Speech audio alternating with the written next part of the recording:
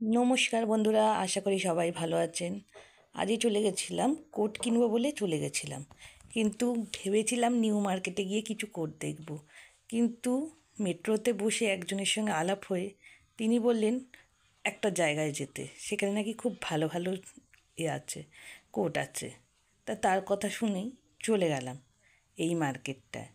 এই মার্কেটটায় গিয়ে দেখলাম, হ্যাঁ সত্যি তো, খুব দারুণ দারুণ জিনিস, দারুণ দারুণ। আমার মেয়ের এই কানের এইটা খুব পছন্দ হয়েছে। ও টিপে টিপে দেখছে আর হাসছে, কারণ ওটার করলেই কানগুলো উঠে যাচ্ছে। আর কি সুন্দর দেখুন সব এগুলো, সবে সত্যি সব বাইরেকার জিনিস রয়েছে এখানে।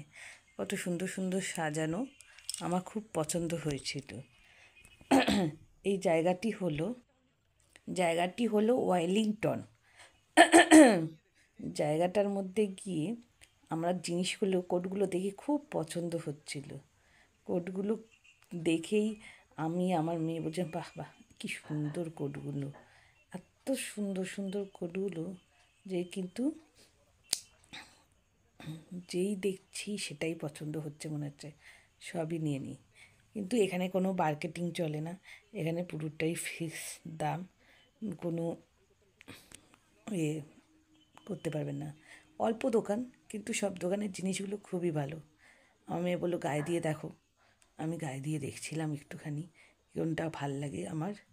কিন্তু সেখানে দাদা জিনিসগুলোর দাম এত বলছিল, আর একটুও কিছু কম করবে না। সব ফিক্স রেট, কিচ্ছু কমাবে না।